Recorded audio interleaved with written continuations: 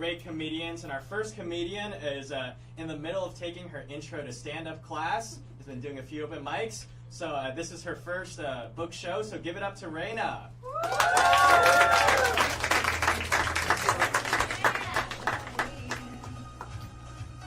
Hi.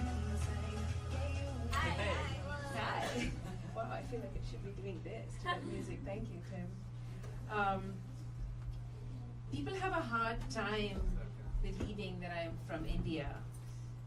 Maybe it's the hair, or maybe it's the color of my skin, or maybe it's the fact that I'm doing this.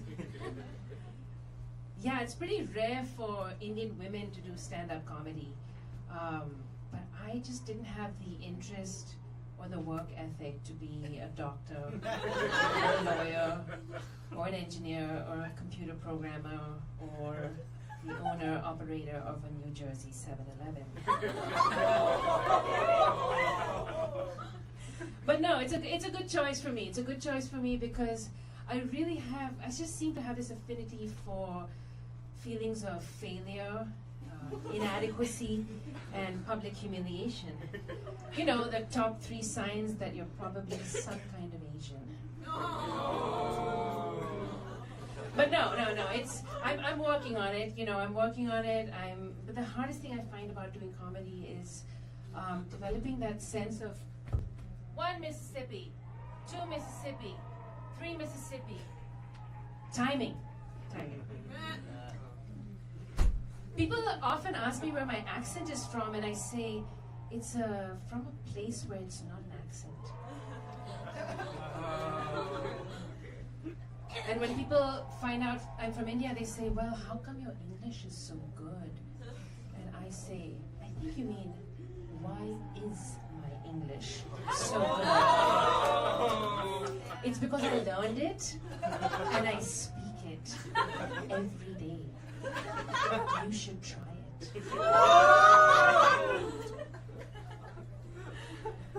In fact, in school I was such an English nerd that instead of spelling bees, I went for spelling A's.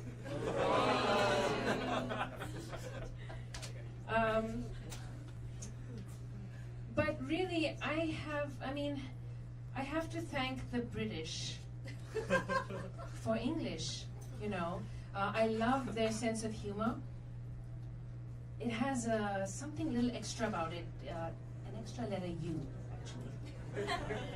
No, I really like the British sense of humor, except for that time they colonized my entire country.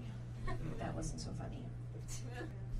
No, but I have to thank them for the English language, otherwise how else would I be able to make fun of my colonial overlords in their own language? I speak other languages besides English. When people find out that I'm multilingual, they're often amazed until I point out that it's not quite as impressive when you realize 1.2 billion other Indians also speak at least one more language. In fact, I had a French teacher who happened to be an illiterate alcoholic who lived at the corner of my block. No, literally, on the corner of my block, on a 6x8 mat. That was his home. He taught me many things. He taught me this, there's a French term for the feeling of having seen something exactly before. Déjà vu. Déjà vu. There's another term called jamais vu, which is this feeling where you've never seen something before, that something that should be familiar is really strange to you. If you were to stare very long at the word cat, and then after a while it seems to make no sense, and it's totally alien and this strange thing. Yeah, that happens to me every month with my credit card bill. There's a third term in this sort of series of French terms. That's that feeling when you know a word, but it's at the tip of your tongue. You can't quite recall it. And that term is, I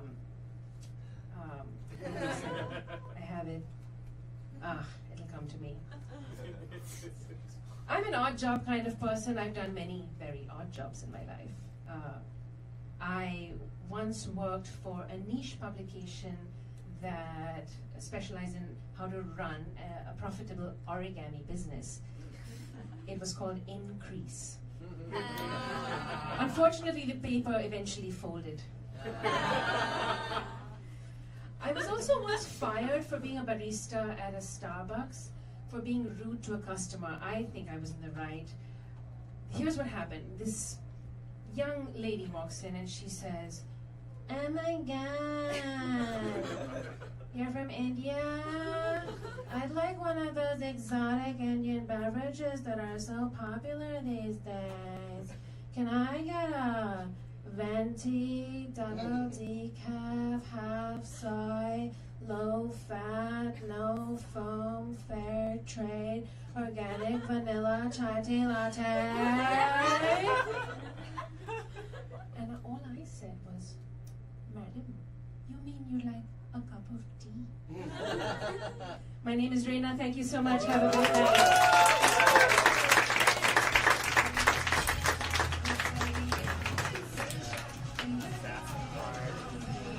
Give it up for Rayna.